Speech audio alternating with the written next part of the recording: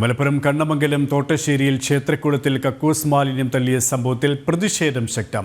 പ്രതികളെ ഉടൻ പിടികൂടിയില്ലെങ്കിൽ ശക്തമായ സമരം സംഘടിപ്പിക്കുമെന്ന് ഹൈന്ദവ സംഘടനകൾ മുന്നറിയിപ്പ് നൽകി. വഖഫ് ഭൂമിയാണെന്ന് പള്ളി കമ്മിറ്റി അവകാശവാദം ഉന്നയിച്ച അറയ്ക്കൽ തമ്പുരാട്ടി ക്ഷേത്രഭൂമിയിൽ കഴിഞ്ഞ ദിവസം രാത്രിയിലായിരുന്നു സാമൂഹ്യ വിരുദ്ധരുടെ അതിക്രമം. പള്ളി കമ്മിറ്റിക്ക് അനുകൂലമായ വഖഫ് കോടതി വിധി ഹൈക്കോടതി റദ്ദാക്കിയിരുന്നു. വിവരങ്ങളുമായി ശിവദാസ് കർമ്മൻ തയ്യാറാക്കിയ റിപ്പോർട്ടിലേക്ക്. കഴിഞ്ഞ ദിവസം രാത്രിയുടെ മറവിലാണ് അറയ്ക്കൽ ക്ഷേത്രത്തിൻ്റെ ഈ ക്ഷേത്രക്കുളത്തിൽ സാമൂഹ്യ വിരുദ്ധർ കക്കൂസ് മാലിന്യം തള്ളിയത്. അതിനെതിരെ വലിയ രീതിയിലുള്ള പ്രതിഷേധത്തിലാണ് ഹൈന്ദവ വിശ്വാസികൾ.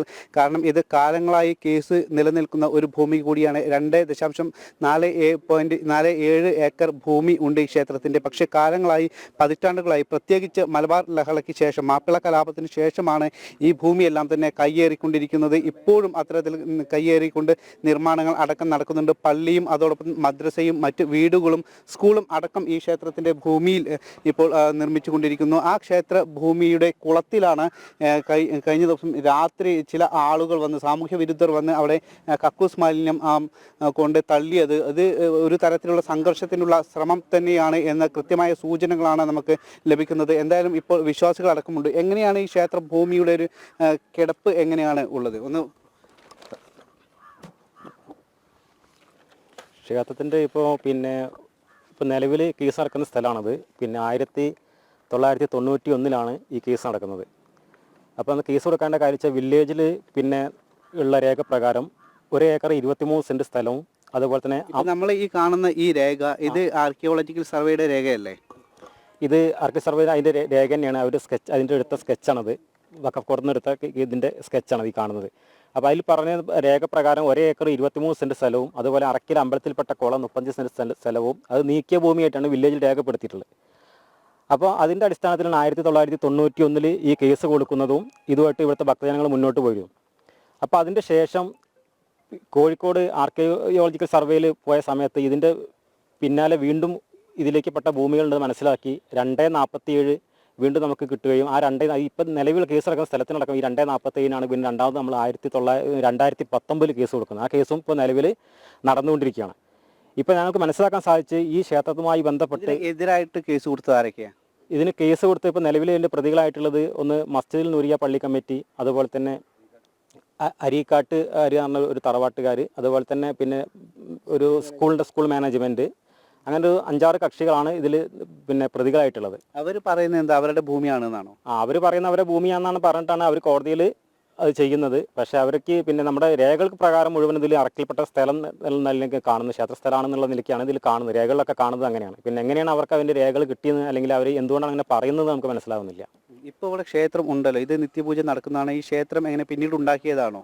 നേരത്തെ ഇവിടെ പ്രതിഷ്ഠ ഉണ്ടായിരുന്നു? നേരത്തെ പ്രതിഷ്ഠയില്ലായിരുന്നു. ഈ ക്ഷേത്രം ഇവിടെ ഏകദേശം 2010 ഈ ക്ഷേത്രം 5 സെൻറ്റ് സ്ഥലം ഇവിടുത്തെ ഭക്തന്മാരെല്ലാം കൂടി പൈസ കൊടുത്ത് സ്ഥലം വാങ്ങിച്ചിട്ട് ഒരു ബാലാലയായിട്ട് ഇവിടെ സ്ഥാപിച്ചത്. അതായത് ആ മൂലാലയ സ്ഥാനം കിട്ടുന്ന സമയത്ത് അവിടെ ദേവിയെ പ്രതിഷ്ഠിക്കാമെന്ന് സത്യം ചെയ്തുകൊണ്ട്, അവിടെ പൂജയും കാര്യങ്ങൾ നടത്തിക്കാമെന്ന് സത്യം ചെയ്തുകൊണ്ടാണ് ഇവിടെ ഇപ്പോൾ തൽക്കാലം ഒരു ബാലാലയ ക്ഷേത്രത്തിൽ വെച്ച് ഇവിടെ പൂജ നടത്തി ഭക്തജനങ്ങളെ ആരാധിച്ചു പോരുന്നത്.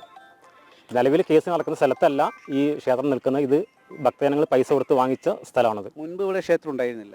മുൻപ് ക്ഷേത്രം ഉണ്ടായിരുന്ന സ്ഥലത്താണ് ഇപ്പോൾ കേസ് നടക്കുന്നത്. ആ സ്ഥലത്തിന് അത് വീണ്ടും കിട്ടണമെന്ന രീതിയിലാണ് അതുകൊണ്ടാണ് ഇപ്പോൾ കേസ് നടക്കുന്നത്. വില്ലേജിലും ഇതിലൊക്കെ രേഖകളുണ്ട്, ക്ഷേത്രം ഉണ്ടായിരുന്നു എന്നുള്ളതും അതിൽപ്പെട്ട സ്ഥലങ്ങളാണെന്ന് അതിൻ്റെ ചുറ്റുമുള്ളതെന്നൊക്കെ വില്ലേജിൽ രേഖകൾ പ്രകാരം കാണുന്നുണ്ട്. അപ്പോൾ അത് വീണ്ടും എടുക്കാമെന്ന് പറഞ്ഞിട്ടാണ് ഭക്തജനങ്ങൾ ഇപ്പോൾ കേസ് കൊടുത്തിട്ടുള്ളതും ആ രീതിയിൽ നടപടികളായി മുന്നോട്ട് പോകുന്നത്. ഇപ്പോൾ കഴിഞ്ഞ ദിവസം രാത്രിയിൽ ഈ ക്ഷേത്രത്തിൻ്റെ കുളത്തിൽ, ക്ഷേത്രത്തിൻ്റെ പരിധിയിൽ വരുന്ന ഈ കുളത്തിൽ കക്കൂസ് മാലിന്യമൊക്കെ തള്ളി. അപ്പോൾ ആ വിഷയത്തിൽ നമ്മുടെ ഭാഗത്തു നിന്നുള്ളൊരു നിലപാടും നടപടിയൊക്കെ എന്തായിരുന്നു? പരാതി കൊടുത്തിട്ടുണ്ടോ? അതിൻ്റെ തുടർ കാര്യങ്ങൾ അതിനെതിരായിട്ട് നമ്മൾ പരാതി കൊടുത്തിട്ടുണ്ട്. നിയമപാല ഇവിടെ വന്നിരുന്നു, കാര്യങ്ങളൊക്കെ അന്വേഷിച്ച് പോയിട്ടുണ്ട്. അപ്പോൾ ഒരു പ്രശ്നങ്ങളൊന്നും ആരുടെ ഭാഗത്തുനിന്നും ഉണ്ടാവരുന്നുള്ള രീതിയിലാണ് അത് സംസാരിച്ച് പോയിട്ടുള്ളത്. ഇത് മനഃപൂർവ്വം ഇവിടെ പരാതി കൊടുത്തിട്ടുള്ളത് നമ്മുടെ SP ഓഫീസ് ഇപ്പോൾ ഈ പരാതി കൊടുത്തിരുന്നു. അവരത് DYSPക്ക് ഫോർവേഡ് ചെയ്തത്. അങ്ങനെ DYSP അവരാണ് ഇപ്പോൾ ചെയ്യുന്നത്. നിലവിൽ ഇതിൻ്റെ ഇപ്പോൾ അവർ അന്വേഷണത്തിൽ പറയുന്നത് വെച്ചാൽ വണ്ടി കണ്ടു, ഇന്ന വണ്ടിയാണ് വന്നതെന്നുള്ളത്. പക്ഷേ വണ്ടിയെ പറ്റിയൊരു വ്യക്തമായ ധാരണ ഇപ്പോഴും നിയമപാലകർക്ക് കിട്ടിയിട്ടില്ല. അപ്പോൾ മനഃപൂർവ്വം ഇവിടെ ഒരു വർഗീയ സംഘർഷം ഉണ്ടാക്കാൻ വേണ്ടി പിന്നെ ആരെങ്കിലും മനഃപൂർവ്വം ചെയ്തതാണെന്ന് വിചാരിക്കുന്നത്. കാരണം വെച്ചാൽ ഈ പ്രദേശം തോട്ടശ്ശേരിയാർ എന്ന പ്രദേശം ഇവിടെ കാലങ്ങളായി വർഗീയ പ്രശ്നങ്ങൾക്ക് പേരുകെട്ട സ്ഥലമാണ്. നമുക്കറിയാം, പിന്നെ സ്റ്റേഷനിലെ റെക്കോർഡ് പ്രകാരം അറിയാം, 1992 അയോധ്യയിൽ നടന്ന പ്രശ്നങ്ങളുമായി ബന്ധപ്പെട്ട ഒരുപാട് പ്രശ്നങ്ങൾ നടന്നിട്ടുണ്ട് ഇവിടെ. അതുപോലെ തന്നെ ഇപ്പോൾ ഈ ബാലാലയം നിർമ്മിക്കുന്ന സമയത്ത് അന്നും ഒരുപാട് പ്രശ്നങ്ങൾ ഉണ്ടായതുള്ളതാണ്.